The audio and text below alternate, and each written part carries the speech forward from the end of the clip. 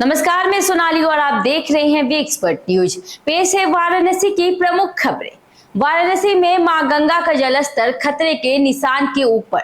वहीं चंदौली डिपो के ड्राइवर ने मंडलायुक्त को ज्ञापन दिया। खबरों में और भी बहुत कुछ आई, खबरें देखते हैं विस्तार से। वाराणसी में गंगा का जलस्तर खतरे के निशान से ऊपर पहुंच गया है। आज दोपहर 2 बजे यह 72.23 मीटर दर्ज हुआ, जिसमें 0.5 सेंटीमीटर प्रति घंटे की दर से बढ़ोतरी हो रही है। बाढ़ से 53 गांव व 24 वार्ड प्रभावित है। मंत्री सुरेश खन्ना ने बाढ़ क्षेत्रों का दौरा कर राहत शिविरों की व्यवस्था की जानकारी दी। 46 राहत शिविरों में 3,752 लोग ठहरे हैं।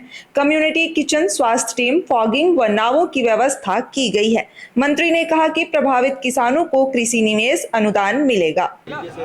हमारे सारे जनप्रतिनिधि, जितने भी जनप्रतिनिधि हैं, माननीय मंत्रीगण, माननीय विधायकगण, सभी लोग और जो लोग हमारे पार्षद, हमारे मेयर साहब, जिला पंचायत के अध्यक्ष, जिला पंचायत सदस्य, सभी लोग एक मन से इस बात के लिए डटे हैं कि हम किस प्रकार से लोगों को इस पीड़ा को कम से कम करें, उन लोगों को कष्ट न हो। और जिला प्रशासन भी पूरी मुस्तैदी के साथ, जिलाधिकारी से लेकर उनकी पूरी टीम, चाहे एडीएम हो, चाहे एसडीएम हो, चाहे तहसीलदार हो, चाहे डॉक्टर्स हों, सभी लोग इस बात के लिए डटे हैं कि इस जो एक नेचुरल कैलामिटी आई, जो देवी आपदा आई, उसका प्रभाव वाराणसी की जनता पर ज़्यादा न पड़े, उसके प्रभाव को मिनिमाइज कर सकें।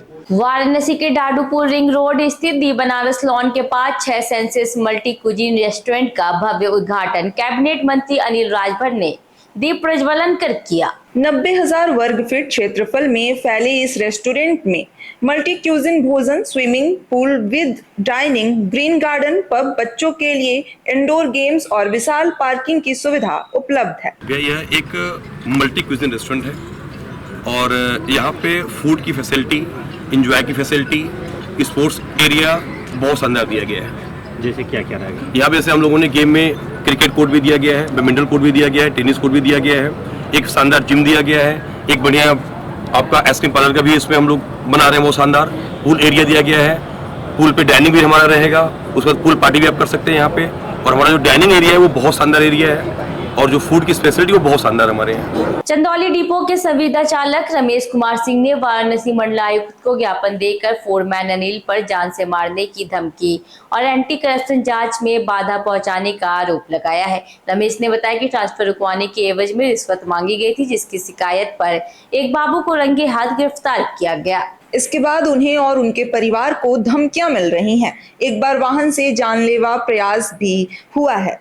पुलिस अधीक्षक ने सुरक्षा की गुहार के बावजूद कोई कार्रवाई नहीं की है। मेरा नाम रमेश कुमार सिंह है। रमेश जी, किस संदर्भ में आप लोग आए थे? ज्ञापन देने क्या मांगी थी आप? मेरा एक संदर्भ एंटी करप्शन से है, जो पिछले वर्ष एंटी करप्शन द्वारा कार्रवाई मेरे द्वारा की गई थी। उसके संबंध में रोडवेज का एक बाबू रियाजुद्दीन गिरफ्तार हुआ था। उसमें श्री गौरव वर्मा का भी नाम सामने आया था, मगर श्री गौरव वर्मा को जब से एंटी करप्शन द्वारा क्लीन चिट दे दिया गया, तब से अधिकारी जो है बेखौफ हो गए हैं। वो हमारे ऊपर निरंतर लगातार कार्रवाई करते, वैधानिक कार्रवाई करते चले जा रहे हैं, जिसके एवज में हमारे डिपो के अनिल फोरमैन द्वारा जान से मारने की धमकी दी गई, जिसका ऑडियो वायरल है। उस ऑडियो को लेकर मैं थाना आदमपुर में गया था, वहाँ पे अपना शिकायती प्रार्थना पत्र दिया गया था। पिछले वर्ष जो है हमारे घर पे 4 लोग गए थे, उसका भी हमने शिकायती प्रार्थना पत्र पुलिस अधीक्षक मिर्जापुर को दिया था।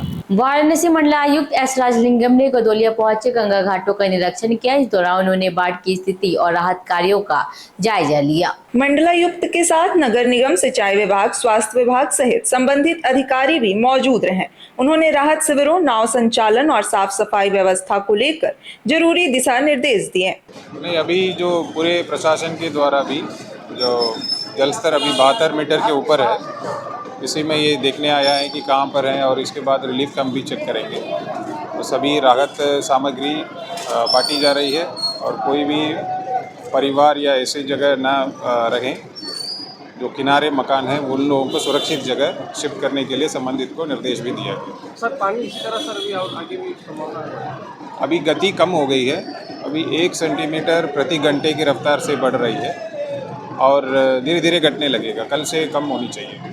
एनसीपी नेता जितेंद्र अवाहाड ने सनातन धर्म पर दिए बयान की श्री काशी सुमेरु पीठ के पीठाधीश्वर शंकराचार्य नरेंद्रानंद सरस्वती जी ने कड़ी निंदा की है। आवाहाड का बयान न सिर्फ सत्य और शिव का अपमान है बल्कि देश विरोधी मानसिकता को दर्शाता है। ऐसे नेताओं की जांच होनी चाहिए।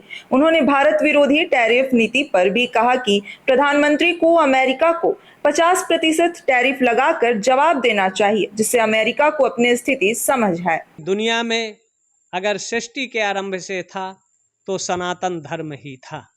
व्यास भागवत के 7वें स्कंद में विशेषण लगाते हैं, भगवत सोत मिच्छामि नृणाम धर्मम सनातन।